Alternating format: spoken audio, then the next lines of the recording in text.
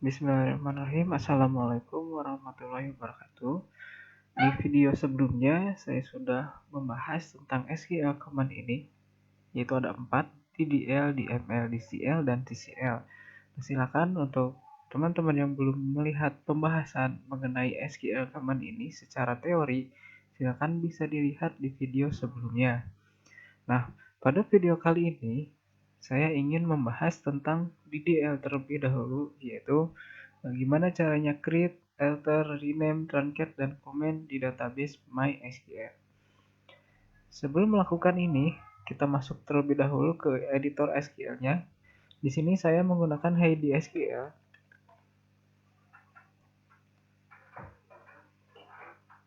Nah, tampilan Heidi SQL ketika pertama kali diinstal dan masuk, seperti ini tampilannya.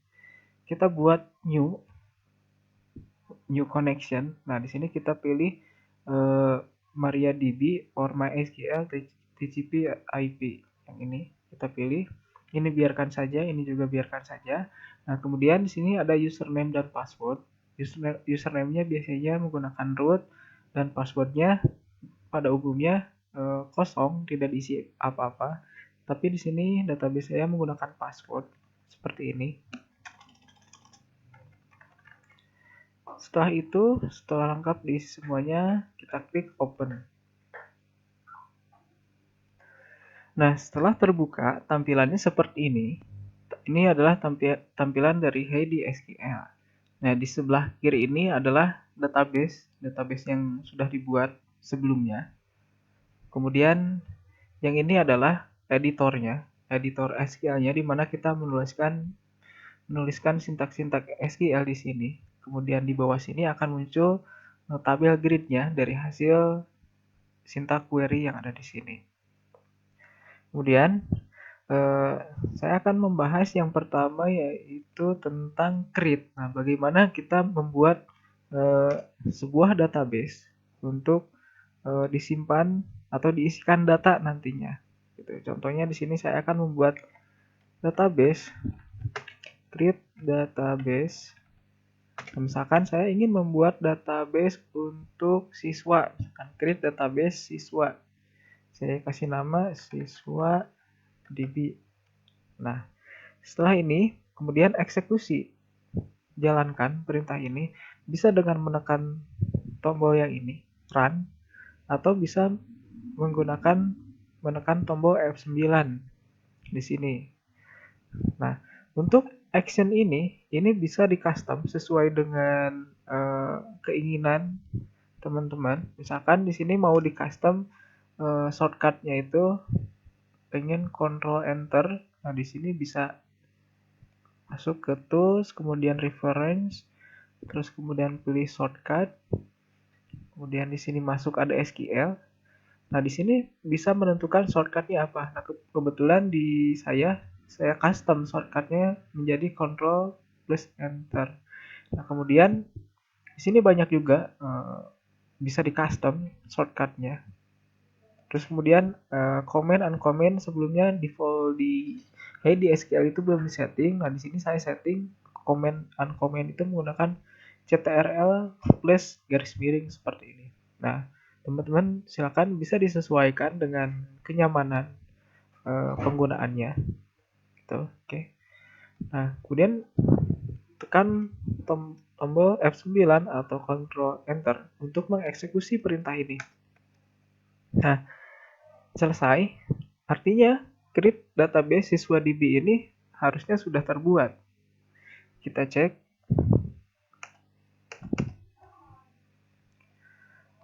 Nah, di sini saya komen dulu. Kemudian setelah create database siswa DB, di sini harusnya ada ya. Harusnya ada, kita refresh dulu.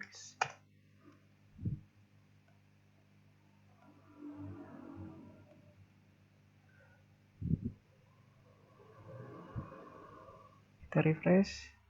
Nah, ini siswa DB sudah ada, artinya database siswa DB sudah dibuat. Nah, setelah membuat sebuah database, tentunya kita perlu menambah sebuah tabel gitu kan. Tabel untuk apa sih? Tabel untuk menyimpan datanya. Karena di MySQL ini disimpan berupa tabel untuk menyimpan datanya. Misalkan database siswa ini saya ingin membuat master data siswa. Tabel master data siswa seperti apa sih sintaksnya? Create table. Nah, kemudian nama tabelnya itu apa? Di sini saya ingin master data siswa. Siswa, misalnya seperti ini. Nah, kemudian di master data siswa ini terdapat apa aja sih kolomnya? Nah, dari tabel itu kita membutuhkan sebuah kolom untuk memasukkan datanya nanti. Misalkan di sini master data siswa saya ingin menambahkan sebuah nama. Nama misalkan panjangnya atau tipe datanya varchar. Nah, di database ini memiliki tipe data. Salah satunya itu ada varchar, ada integer, ada number, ada date dan sebagainya. Silakan nanti bisa dicari tipe data dari MySQL ini ada apa aja. Nah, kebetulan di sini saya membutuhkan varchar karena bentuknya adalah teks nantinya akan diisi untuk nama. Misalkan namanya karakter terpanjangnya saya kasih 50 misalnya. Kemudian saya juga perlu kelas, kolom kelas. Kelas ini saya kasih varchar aja. Misalkan takutnya nanti ada kelasnya menggunakan huruf Romawi ya. Misalkan siswa SMA kelas 9 atau 10-nya ditulis dalam angka Romawi misalkan. Di sini saya kelasnya kasih varchar aja. Nah, sepertinya 5 cukup. Kemudian saya ingin menambahkan di sini alamat menggunakan varchar juga. Alamat saya kasih 50 aja. Nah, ini adalah cara membuat tabel di MySQL. Caranya seperti ini, dengan menggunakan function create table, kemudian nama tabel yang akan dibuatnya, kemudian di sini nama kolomnya, misalkan nama panjangnya berapa dan tipe datanya apa. Begitupun dengan kelas, tipe datanya apa, panjangnya berapa, alamat pun sama, alamat, kolom alamat, tipe datanya apa, dan panjangnya berapa. Setelah itu kita eksekusi aja. Nah, ini berhasil dieksekusi, tidak ada error, artinya master data siswa itu sudah dibuat gitu. Kita coba cek. Kita coba cek dengan cara select. Ini komen saja dulu. Sorry. Kita blok aja. Ini tadi 50 ya. Kita blok aja di sini. Komen. Nah, kita cek master data siswa. Select from nama database-nya apa? Siswa DB. Kemudian nama kolomnya adalah master data siswa. Kita coba. Nah, ini artinya database siswa DB dan tabel master data siswa sudah dibuat. Ini sudah muncul di bawah nama, kelas, alamat. Nah, inilah fungsi dari create yang kita bahas kali ini. Kemudian, balik lagi ke PPT yang tadi. Kemudian di sini ada alter. Alter seperti apa sih penggunaannya? Jadi alter ini berfungsi untuk melakukan penambahan kolom, menghapus kolom, atau memodifikasi kolom. Nah, contohnya seperti apa? Kita coba praktekkan. Misalnya di sini saya sudah punya tabel ini, tabel master data siswa. Nah, saya pengen nambahin kolom nilai misalnya. Alter table master data siswa. Nah, di sini saya akan menambahkan sebuah kolom. Misalnya kolom nilai. Nah, data tipenya apa? Misalkan di sini data tipenya adalah int. Panjangnya misalkan saya taruh 3 aja deh. Karena maksimal nilai itu 100. Kita coba eksekusi. Oke. Jadi saya sudah menambahkan kolom nilai dengan tipe data integer dan panjangnya itu 3. Kita coba cek di sini. Apakah sudah ada? Sorry. Komen dulu. Nah, nama kelas alamat nilai. Nah, ini sudah masuk yang tadi saya buat. Misalnya kan hanya nama kelas dan alamat, sekarang kolomnya sudah menambah menjadi nilai gitu. Kemudian alter juga bisa melakukan penghapusan data.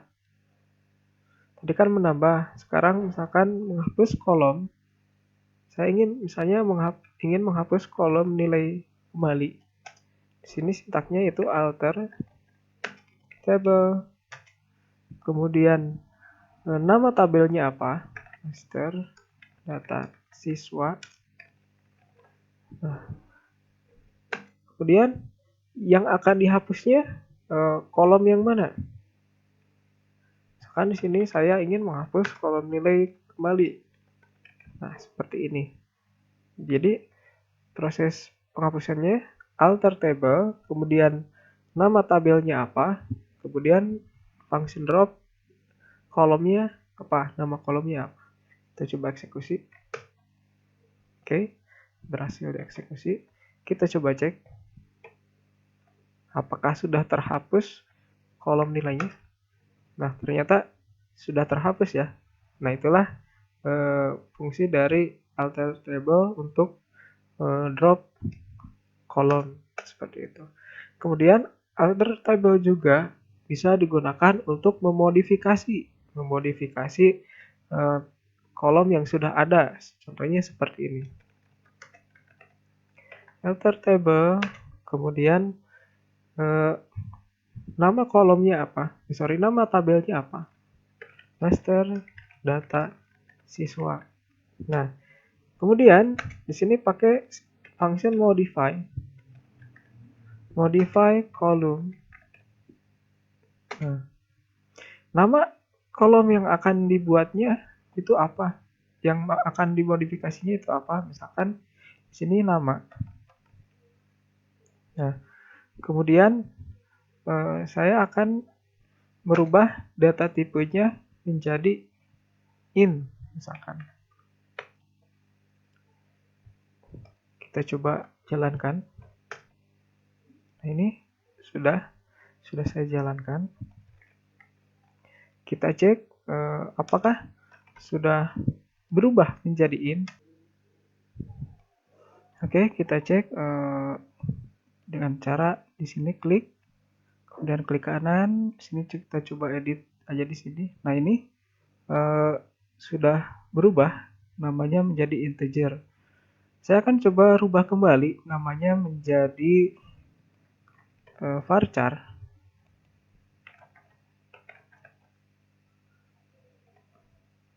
Kita komen dulu. Sorry. Kita jalankan kembali.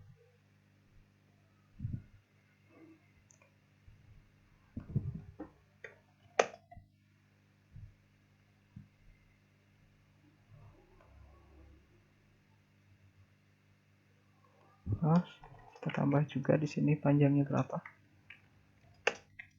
Nah, oke. Kita cek kembali di sini.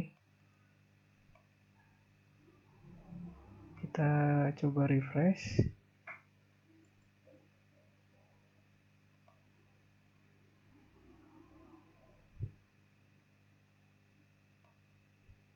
Nah, ini sudah berubah namanya menjadi varchar, panjangnya 50. Kemudian setelah itu di sini ada rename. Nah, bagaimana sih kita akan merename sebuah tabel? Kan tabelnya yaitu tabel master data siswa. Kita rename nih Rename-nya bisa menggunakan alter table. Masukkan nama tabel yang lamanya. Di sini kan master data siswa. Kemudian di sini rename. Nah, rename menjadi, misalkan saya rename jadi master siswa. Seperti ini ya. Kita coba eksekusi. Oke, kita coba select tentang from master siswa.